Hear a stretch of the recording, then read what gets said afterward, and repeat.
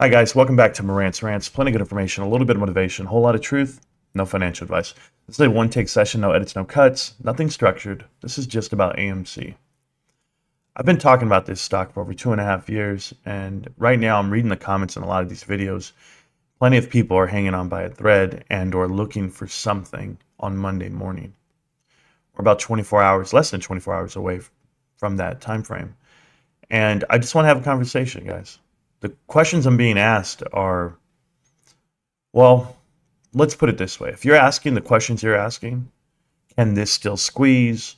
What's the outcome after reverse stock split? Do shorts have to cover? The QSIP, does that matter? Because you get a new, QSIP ID, things like that. I mean, if you change the name of your stock, you get a new QSIP, right? Not just the fact that you're doing a reverse stock split. There's just so many things for these guys to understand. I'm going to give you something else. So, a long time ago, when I started making YouTube videos and I put out the first one and I said, AMC's a pump and dump, the insiders are in on it, and I didn't call it private equity. I would just say like the shorts or Citadel, and I would use all the buzzwords, right?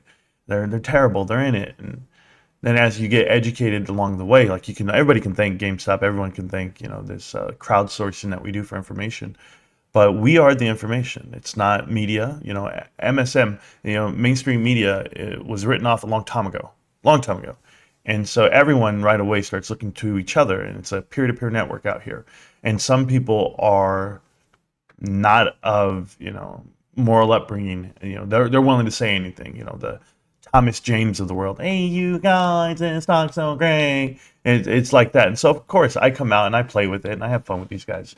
And you'll see the common sense investor. I see he's going batshit crazy, and these guys are all entertaining, and that's what you want. You want to be entertained. It's how you hold a conversation. If people don't know this, a lot of people who hold like public conversation, they'll interject jokes, and that keeps your attention. That wakes you up sometimes. We all can't be like Ben Stein and just the Dow Jones is down 3,100 points. It's not that way. So we literally have to find ways to stay in the game and understand and keep your attention. So for me personally, I've always tried to convey the message, but at times I even get lost in it where I'm just, uberly aggressive, or I'm mad at pumpers and I want to just fight them, it's because I'm just so upset with what the information was. So yes, AMC 2.5 years ago, a 23-year-old was put in front of you, a butter bar. I'm in the military, guys, before. And so we used to treat LTs like shit. I tell you my LT stories, man. We steal their headgear.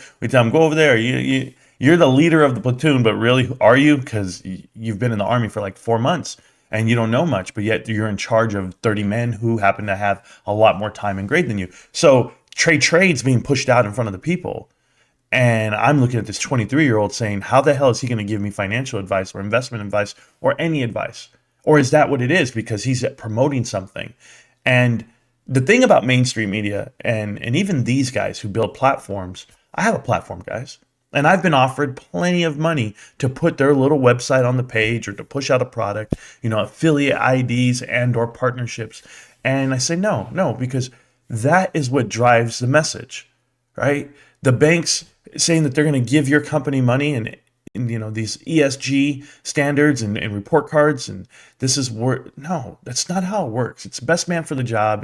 It's just, what are we going to do to put the best person forward in front of you, or the best information, right? Like for me, I go out here and I start digging into crates and I start looking to see what can I find out that no one's talking about. And so that's what I do. That's how I built, the community and or the content. Okay. So Trey's one guy they push out in front of you. Then they push Matt. He's 27 years old, and he has a lot more experience in the markets and knows exactly how to, say what he's going to say and just tell you, I'm a day trader, I'm a swing trader, I'm this, I'm that, and this is what I do. And Matt distanced himself well before everyone else. But for you, the investor, for you guys not to understand how they have a person for every demo, right? They have Lou for this demographic. They have Angelo for this demographic. And they'll have Tony De Niro. And Tony De Niro probably isn't a shill per se. Like, I don't think people understand what I mean by money drives the message. Is if he sees that he's going to get clicks for an AMC positive video, just like Data Zero did. Data zero is like, oh, if I go positive, all these people come over. And it's like, yeah, you're telling them what they want to hear. It's a false narrative. It's false hope. And so anybody can do that. Nobody wants to hear the truth. Nobody wants to hear you're going to lose money and you did it wrong. That's not, people never pay for that. People don't seek it. That's not the way it works. For the individuals that do, those are the ones that have finally come to grips. A lot of adults do this from time to time. They go, you know what? It's time to grow up on my investments, or it's time to grow up, period. I don't need to go out every night. I need to go to work and I need to get comfortable being bored. And that's the problem, guys. A lot of you aren't comfortable with being bored. Do you know why GameStop's so diamond-handed and people are just so zen? Because they're gamers. Guys, I'm telling you, most of GameStop investors are gamers. They don't have this thing where they're like, itchy gamblers. The itchy gambler guys, the ones during the pandemic when sports was all shut down and they had nothing to bet on, they went to the market looking like, and you'll see them, guys. There's the PP seeds of the world. There's guys out here, Pi-Fi, dudes out here that don't do well at work or in livings, or, I'm assuming. And they come out here and they just start chasing things. Luna, SafeMoon, the Shiba Inu, Doge, and then they're pumping out Workhorse and they're pumping out the next stock, right? It doesn't matter. Rocket Mortgage and all the pump and dumps that you've seen throughout this last 2.5 years. But that's why they do it, because the message is driven by the dollar. I promise you, if you make a video and it only gets 10 views, you would never make that video again. You don't want to make that video. Go look at Connecting the Dots. I have videos in there. They only got, 500 views, 1,000 views. And you're like, oh man, only 500 people are going to know that Carvana is a scam, that it's going to come down, that they're going to file for bankruptcy within the next 5 years. I don't know how long they're going to stretch it out, but you can't pay off $8 billion in debt. You can't restructure the full amount. They're done. And who owns 90% of the debt? Apollo. Like, people don't know these things. So when you sit there and you look at these companies that are moving forward and people are telling you about this next investment or the next play, just know the message that's not being said, the small, the loud minority, that's what's being pushed. But even smaller is the truth seekers, the people who actually do the due diligence. Roaring Kitty had nothing, guys. Roaring Kitty had no views. He had no following in 2020. There was a small pocket of the internet that saw what GameStop's intrinsic value was, how the cash position of $5 per share was actually on the books versus the $3 per share. Remember, GameStop's float was 70 million shares, 60 million shares. Yeah, they had $180 million in the bank. And you're asking yourself, $200 million. And you're asking yourself, well, why'd they do a share offer? And why they do? It's because they're smart. They know exactly what they have. If people knew the setup for GameStop and how great it is compared to everything else out there that's trying to be the next GameStop. And I tell you, man, that's the problem. When people were looking around, like Trade Trades was looking around for something to promote and push out a channel. And he said, I got to look for the next thing. Oh, AMC, it looks like the next GameStop. And did he know? No, he had no idea. But they use these vehicles against you. Adam Aaron knows. That's why I'm upset. Guys, you've never seen a reverse stock split like you're about to see right now coming for AMC. I want people to know this. If you haven't made it this far in the video, I apologize. But we're 8 minutes in and I'm about to tell you something. This is not a traditional reverse stock split. A reverse stock split on its own stands there. You do it. The price goes up. The float decreases. We're okay. They're masking a reverse stock split with a conversion of APE to blend in just how much dilution just happened to you. I'll give it to you like this. You have 500 million shares of AMC. You will now have 1.5 billion, and you never asked for the additional billion. That's what happened. And I'm just ballparking numbers, guys. I'm like penciling them out for you so you know. But the reverse stock split, when it happens, and that conversion is going to take you to 150 million shares of float. He's now going to have the ability to dilute the float all the way up to 500 million. And a lot of people are like, well, he wouldn't do that because you didn't have well, hold on. He wouldn't do it because he doesn't want to dilute us, right? He doesn't want to take us all the way down to zero. And he already took you down to zero. As he offered up AMC and APE, he offered up APE at 60 cents a share, guys. He didn't care. He doesn't care because it's going to just put more money on the books, going to stretch this out a little longer. Those shares of his are going to vest and he makes his money. These executives that work for Apollo, guys, Adam Aaron works for Apollo. He was there for a decade. They plant their seeds, they water them, they grow, they exit. They've been watering and growing and exiting for a long time. They never saw this movement happening. They never saw that they had to do this manipulation. No way. It just happened and now it's running wild. But they got their money out of it. Your money, retail's money. So to the comment I saw on the video, the comment on one of my videos says, Marantz, I don't own Ape shares. I only own AMC shares. What's going to happen? Well, I want to say congratulations to a lot of those guys who sold their Ape shares right away. You know, that was a smart move. That was the move that I was calling for. I actually called to sell your shares before the conversion because it just made sense. Half your equity is leaving and there's nothing to hold it up. Ape could stand on nothing. There's no fundamentals behind it. There's no board of directors for it. There's no CEO for it. It's just an extension of the equity of, you know, the current shareholders of AMC at the time. Then you saw a new uprising of individuals, YouTubers, that were going to push out the arbitrage effect and that conversion. So those guys are in one camp, and you know who they are. There's so many that are saying yes, yes, yes. You know, Tony De Niro of the world, anyone else saying yes, yes, yes, because they're buying Ape. They're buying Ape for 60 cents. They're buying Ape for $1, $2, whatever it may be. So this conversion announcement's awesome for them, right? Like everyone's going to make money essentially. But for the original AMC holders, the ones that have been holding it for so long, been diamond handing, riding, you know, playing chess as they call it, and or eating or making other people's eat crow and popcorn and credit cards and NFTs and all the other misinformation. And then you get people like Data Zero. Okay, this is a YouTuber who went out, made a video right after the news came out and said nobody could see this coming. Don't kid yourself, guys. Nobody could tell you this is going to come. This was going to be the outcome. And that's crazy because there's been people like myself, and I just can't take all the credit. There's so many people out here that have been trying to warn people like this is actually happening. You're going to get leveraged. They're going to take your money and the stock's going to crumble. AMC is going to come down. Ape's going to go up, but not nearly as high because Ape is already controlled by Antera and they own a quarter of the company. Like it's this seesaw game, and that equilibrium doesn't really balance out for you in your favor.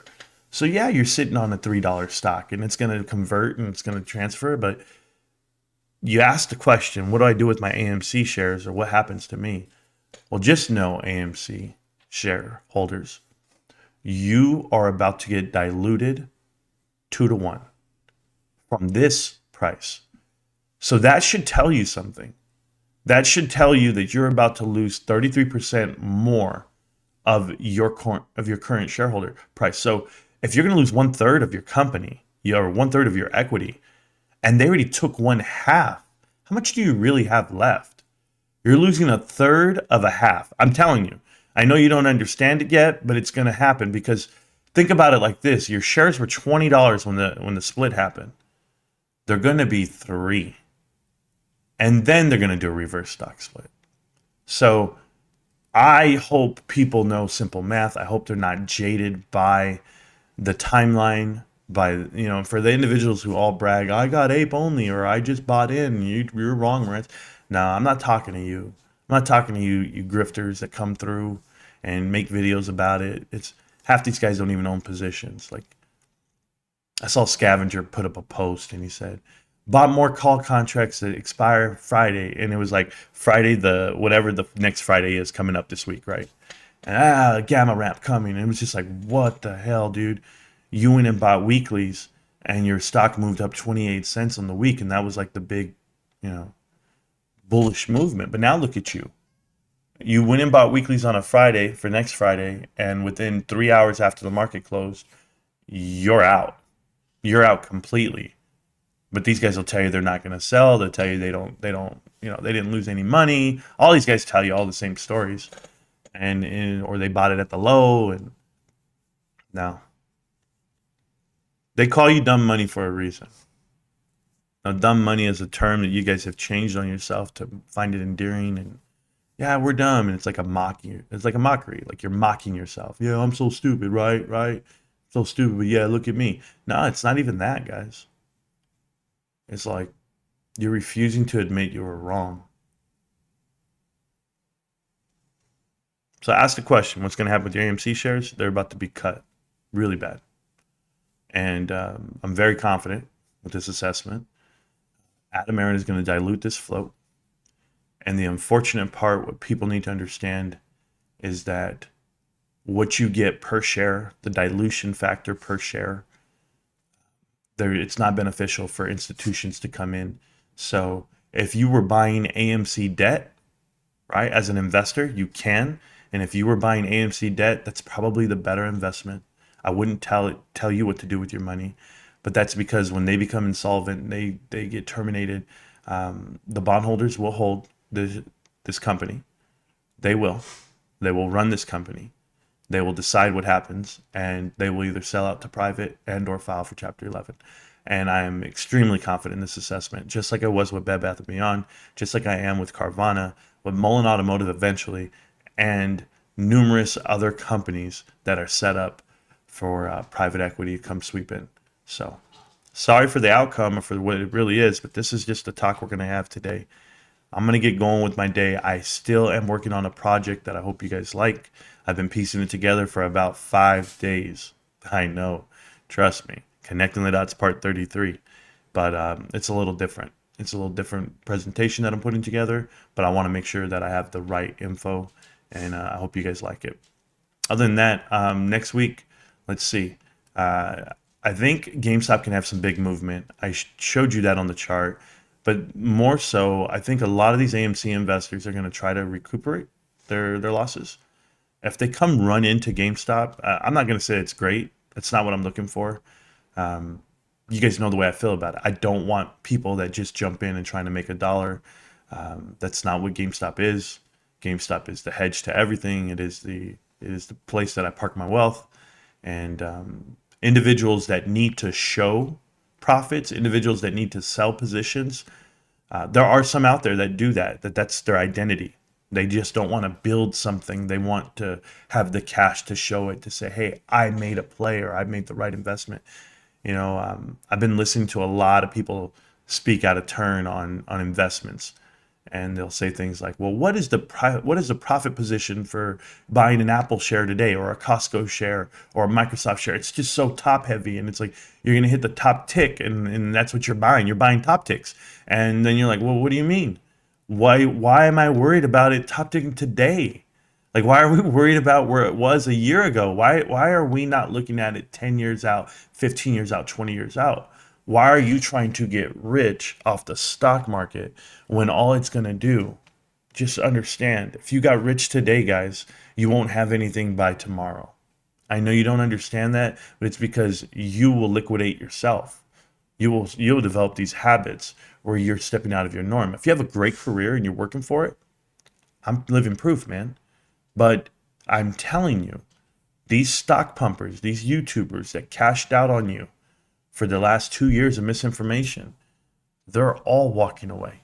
And it's because they took profits and because they don't understand actual investments. You guys will find about 4 to 5 true investments your whole life. 4 or 5, guys.